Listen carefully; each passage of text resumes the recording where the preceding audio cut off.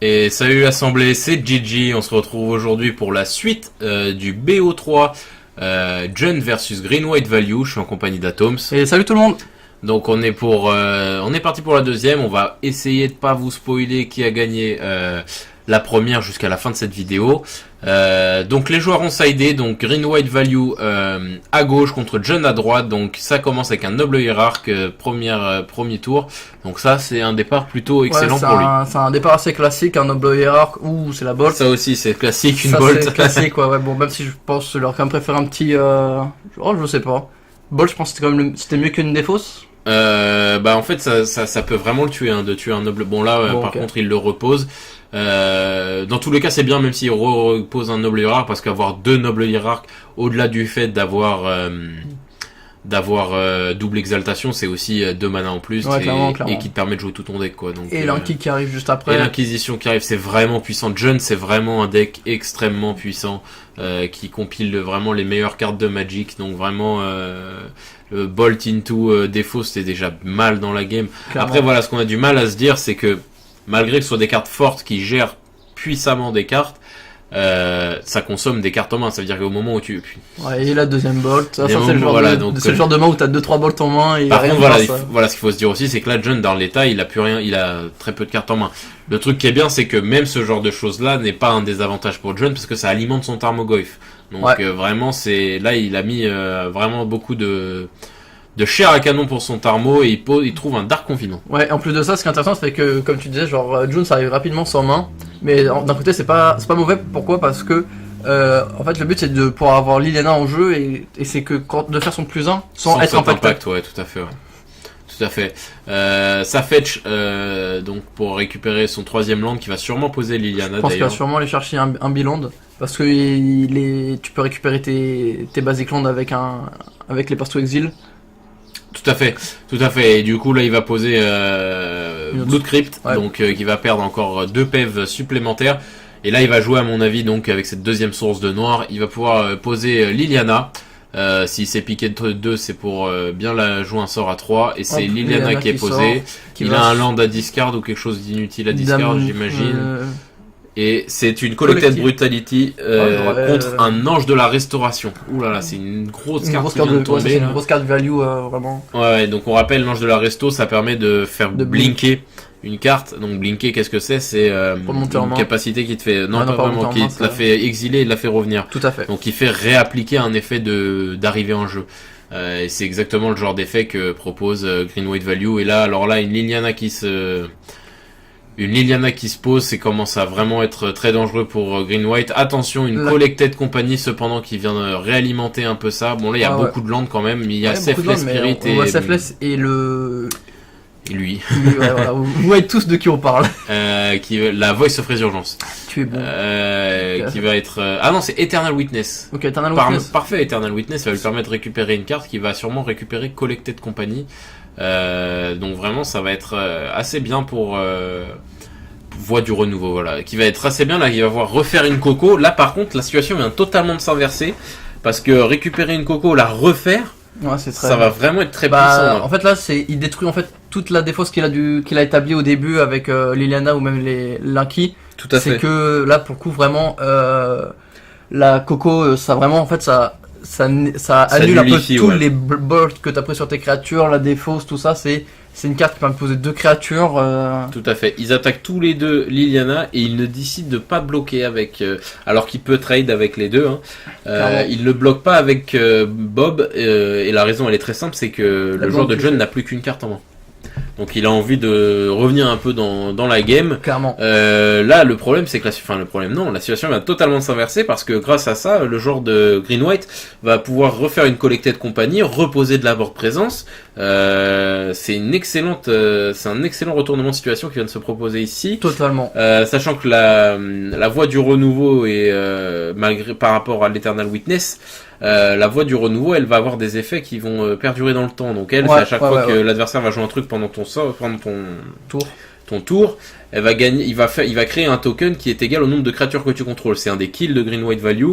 Il y a autre chose qu'il faut noter, c'est que le joueur de Jund a une damnation en main, mais qu'il n'a pas encore le 4ème land pour l'activer. Yes. Il n'avait pas forcément 4ème land. En plus de ça, Est-ce qu'il a envie du de perdre renouveau son quand elle Bob? meurt, ça va mettre un jeton égal avec étoile, Exactement, ouais. avec autant de créatures. Exactement. Il se fait passe to exil l'un de... Ah non, il fait discard son passe to exil, pardon. Il pose un deuxième land, mais qu'il pose taper. Donc là, il y a une Coco qui tombe, qui va arriver donc avec des créatures avec la... Oui, tout à fait. Donc les créatures vont avoir la célérité entre guillemets. Je crois que c'est une deuxième Eternal Witness. Une deuxième Eternal Witness avec donc avec le Hatch, le Duskatcher. Ouais, Duskatcher, ouais. Alors là, la question c'est est-ce qu'il ne prendrait pas Pass to Exile pour bouger Bob et ensuite pouvoir tuer le joueur de John, parce que là il a le létal de visu. Il prend Restoration Angel, c'est bien vu, Restoration Angel. Peut-être pour Blink. Tout à fait, il va pouvoir récupérer Eternal Witness. Et là, s'il a récupéré Selfless Spirit, il est vraiment bien. Je crois qu'il a vu récupérer Selfless Spirit. S'il a récupéré Selfless, c'est le GG instantanément. Il va pouvoir du coup blinker. Donc on rappelle, Restoration Angel va pouvoir blinker des Eternal Witness par exemple, et tout simplement pouvoir récupérer. Il va tout simplement pouvoir récupérer une Collected Company, et Collected Company qui est vraiment l'une des meilleures cartes du format. Voilà, franchement, c'est de balancer 2 Collected Company d'affilée qu'il a vraiment mis. Qu'il a remis dans le bain, clairement. Là, ça l'a vraiment mis vraiment bien. Là, il va pouvoir reposer. Il attaque avant Safeless, ça c'est marrant. Il veut peut-être forcer le joueur de John à alimenter sa Voice of Résurgence. Il est obligé de Chumblock, il va Chumblock la Voice, c'est pas idiot. C'est là où est-ce que j'aurais posé Safeless, comme ça je sauvais la Voice quoi. Ouais, mais d'un côté la Voice t'as envie qu'elle meure pour comme ça tu vas avoir une 4-4 d'un côté. Ouais, c'est pas faux, mais après la Voice ça s'active aussi quand tu joues des sorts, ça te donne pas envie d'en jouer quoi. Oui, c'est sûr. Il a pas envie de jouer des sorts dans ton tour. Ouais, c'est sûr parce que c'est quand elle meurt et quand un mec lance des sorts que ça fait le token, c'est ça. C'est ça. Ouais, du coup vaut mieux la tuer, autant en avoir qu'un seul. Exactement. Donc là c'est plutôt discutable. Après je vois parfaitement ce qu'il veut faire. De toute façon, même s'il veut la tuer, il a quand même l'ange de la restauration, si je me trompe pas, qu'il a le flash.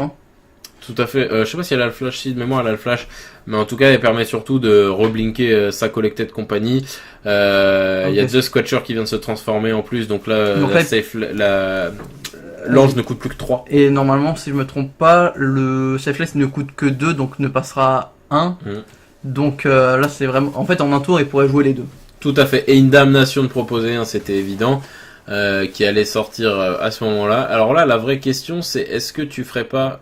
Ok, parce que tu peux faire une... bon, je sais pas si... Je dis pas que c'est le bon play, loin de là, mais tu peux sauver une créature avec... moi j'aurais fait... Avec Restoration. Moi j'aurais Restoration into... Sur l'Eternal Witness pour récupérer la Coco et repartir, quoi. Ouais, clairement. Bon, après je connais pas... Je sais pas si au moins il a... Après il reste plus qu'à une carte en main s'il fait ça alors qu'il y a Liliana sur le terrain.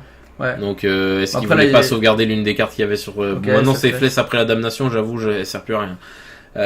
Il pose Restoration Angel qui ne sert donc plus à rien. Enfin d'un côté il peut cogner free, il lui reste 5 points de vie. Ça reste une 3-4. Et sachant qu'il lui reste 5 points de vie au joueur de Jund. Et il touche son 5ème land qui peut Gavony Township.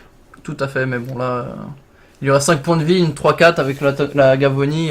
Sachant que le problème là c'est que les 2 decks sont des decks qui top deck extrêmement bien. Ouais.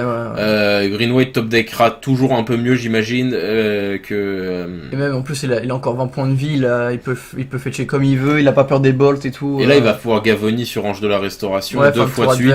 Et si là, il a rien, là, il va pouvoir faire fin de tour et début de son tour. Comme ça, il passe à 5. Et si le joueur de John n'a rien à proposer, ça va être le GG.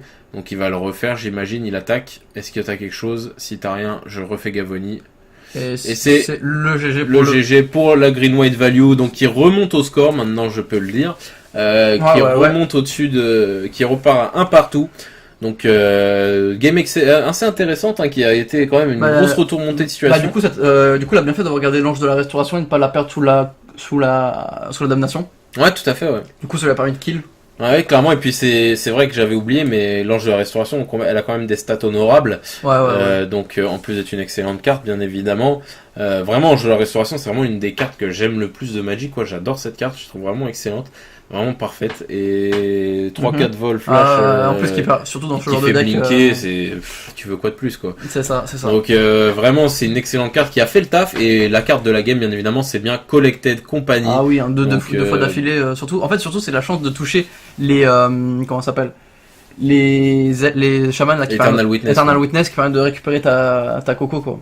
Exactement, Eternal Witness, c'est pour ça que c'est vachement intéressant dans ce genre de deck, parce que ça te permet avec les cocos, en fait, comme quand tu la récupères avec Coco, elle se pose. Ouais. Coco va au cimetière. Après, t'as les effets d'arrivée en jeu des choses qui sont arrivées par Coco. Et tu peux lui dire, bah, ok, bah, avec ce qui est arrivé là, je remonte ma Coco. Ouais, c'est pour ça que c'est joué dans Elf aussi, notamment. Ouais. Et clairement, malgré que ce ne soit pas un elfe, c'est dire à quel point la synergie est puissante. Clairement. Donc voilà, ça finit sur un partout. Donc on va vous laisser là pour cette game. Et puis, Atom, ça a quelque chose d'autre à rajouter? Bien sûr, vous pouvez donc toujours vous abonner à la chaîne YouTube. Yes. À aimer si ça vous a plu, bien sûr. À lâcher un petit commentaire et à partager à tout fan de MTG. Voilà, et puis on se dit à la semaine prochaine pour savoir qui de ces deux gros decks va remporter ce petit BO3. Sur ce, on se dit à plus l'Assemblée. Salut tout le monde.